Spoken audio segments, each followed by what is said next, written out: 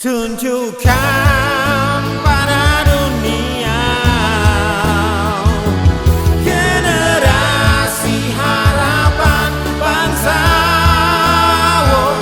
Ciptakan karya yang nyata, membangun nusa dan bangsa Indonesia.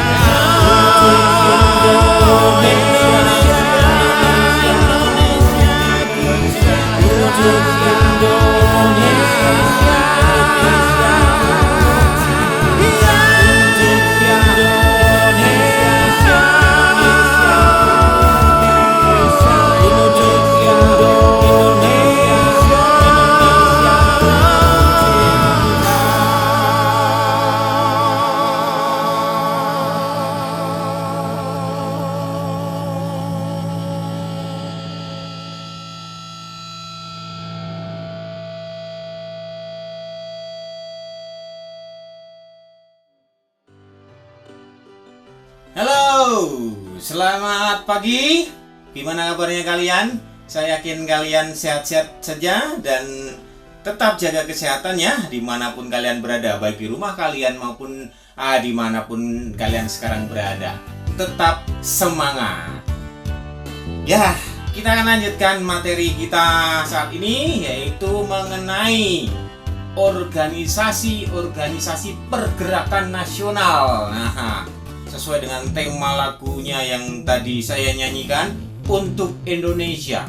Nah, saat itu para pemuda juga berjuang untuk Indonesia, untuk bebas dari penjajahan. Nah, terus simak materinya sampai selesai ya. Organisasi Pergerakan Nasional Indonesia. Budi Utomo. Mas Ngabahi Wahidin Sudirohusodo, seorang dokter di Yogyakarta yang termasuk golongan priai rendahan, dalam tahun 1906 sampai 1907 mulai mengadakan kampanye dalam meningkatkan martabat rakyat di kalangan priai di Pulau Jawa. Usaha Wahidin Sudirohusodo tersebut ternyata mempengaruhi jiwa Sutomo, seorang mahasiswa Stovia di Jakarta. Para tokoh mahasiswa kedokteran dari sekolah Stovia sepakat untuk memperjuangkan nasib rakyat Indonesia dengan memajukan pendidikan rakyat.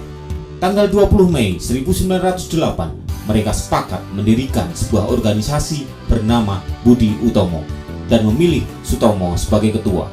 Tokoh lain pendiri Budi Utomo adalah Gunawan, Cipto Mangunkusumo, dan Tirto Kusumo. Budi Utomo merupakan pelopor organisasi modern. Organisasi ini menjadi model bagi gerakan berikutnya. Walaupun ruang lingkup kegiatan Budi Utomo terbatas pada golongan terpelajar dan wilayahnya meliputi Jawa, Madura, dan Bali, akan tetapi Budi Utomo menjadi tonggak awal kebangkitan nasional. Karena itu, oleh bangsa Indonesia, kelahiran Budi Utomo diperingati sebagai Hari Kebangkitan Nasional. Tahun 1911 didirikan Serikat Dagang Islam oleh Samanhudi dan Tirto Adisuryo di Solo. Tujuan utama pada awalnya adalah melindungi kepentingan pedagang pribumi dari ancaman pedagang Tiongkok. Saat itu, para pedagang Tiongkok menguasai perdagangan di pasar, menggeser para pedagang lokal yang kurang pendidikan dan pengetahuan. Dalam Kongres di Surabaya, 30 September 1912, Serikat Dagang Islam berubah menjadi Sarekat Islam. Perubahan nama dimaksudkan agar kegiatan organisasi ini lebih terbuka di bidang-bidang lain, tidak hanya perdagangan. Tahun 1913, Sarekat Islam dipimpin oleh Haji Umar Said Cokro Aminoto. Perjuangan Serikat Islam sangat menarik rakyat karena kegiatannya membela rakyat.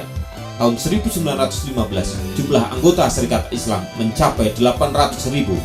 Tahun 1923, Sarekat Islam berubah nama menjadi Partai Sarekat Islam yang bersifat non-kooperatif terhadap Belanda. Tahun 1927 menetapkan tujuan pergerakan secara jelas, yaitu Indonesia Merdeka berasaskan Islam.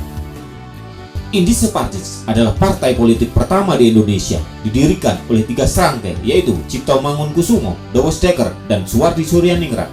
Dideklarasikan tanggal 25 Desember 1912. Tujuannya sangat jelas, yaitu mengembangkan semangat nasionalisme bangsa Indonesia. Keanggotaannya terbuka bagi semua golongan tanpa memandang suku, agama, dan ras. Pada tahun 1913, Belanda mempersiapkan pelaksanaan perayaan 100 tahun pembebasannya dari kekuasaan Perancis. Belanda meminta rakyat Indonesia untuk turut memperingati hari tersebut. Para tokoh Indispartis menentang rencana tersebut. Suwardi Suryaningrat menulis artikel yang dimuat dalam harian The Express dengan judul Als ik een Nederlander was, seandainya aku orang Belanda. Suwardi mengecam Belanda, katanya, bagaimana mungkin bangsa terjajah disuruh merayakan kemerdekaan penjajah? Pemerintah Belanda marah dengan sikap para tokoh Indispartis. Akhirnya, 3 serangga ini ditangkap dan dibuang ke Belanda.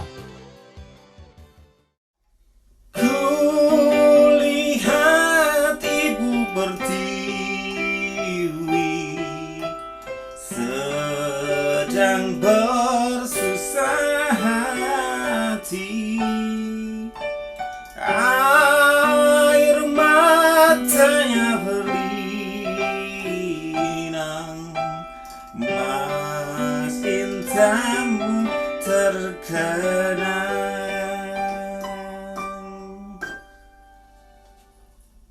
Ya, gimana materinya?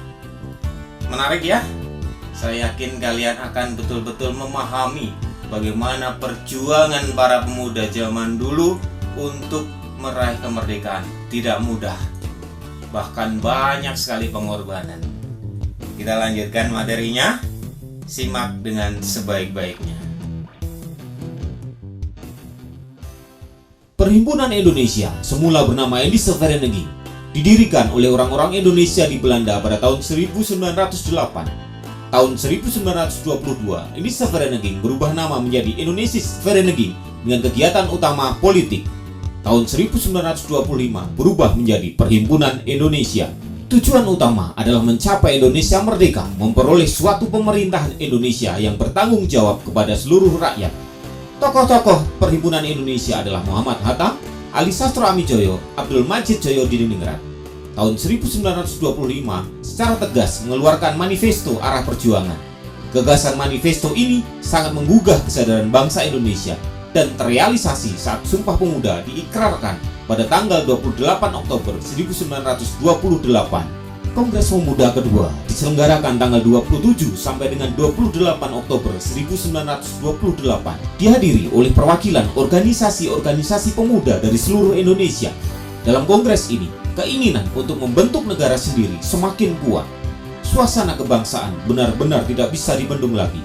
Akhirnya, tanggal 28 Oktober 1928, dibacakanlah keputusan hasil Kongres Pemuda kedua yang berupa ikrar pemuda, yaitu Sumpah Pemuda. Sumpah Pemuda.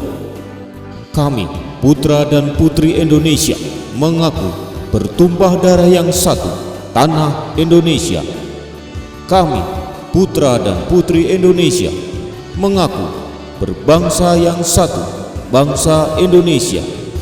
Kami, putra dan putri Indonesia, menjunjung bahasa persatuan, bahasa Indonesia.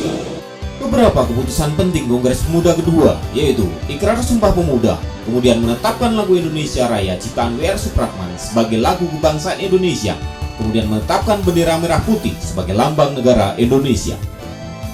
Partai Nasional Indonesia didirikan tanggal 4 Juli 1927 di Bandung yang dipimpin oleh Insinyur Soekarno. Tujuan PNI yaitu nasionalisme.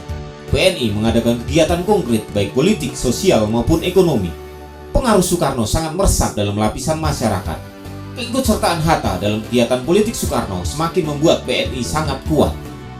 Kegiatan politik PNI dianggap mengancam pemerintah Belanda, sehingga para tokoh PNI ditangkap dan diadili tahun 1929. Para tokoh ini diadili Belanda. Pembelaan Soekarno di hadapan pengadilan diberi judul Indonesia Menggugat. Soekarno dan kawan-kawan dihukum penjara.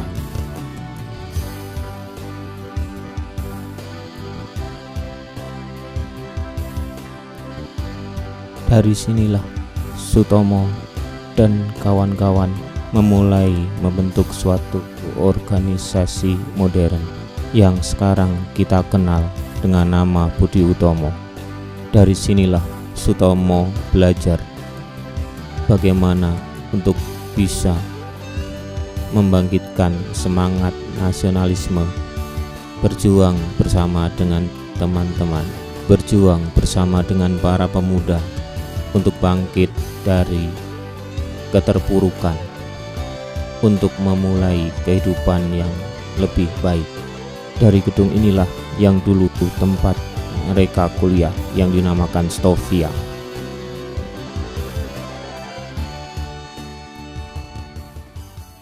Pertanyaan refleksi untuk kita semua.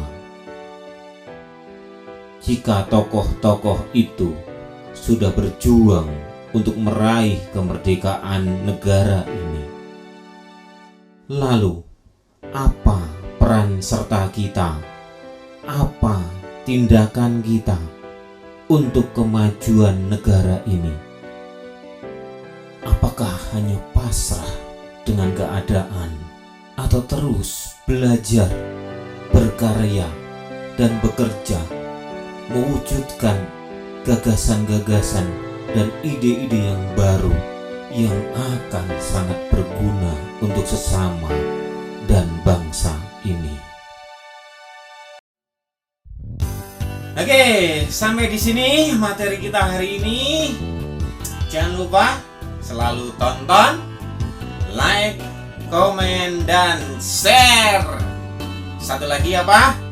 Subscribe ya.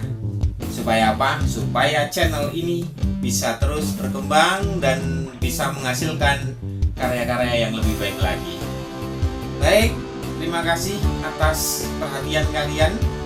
Sampai jumpa dan semoga materi ini bermanfaat. See you. Tunjukkan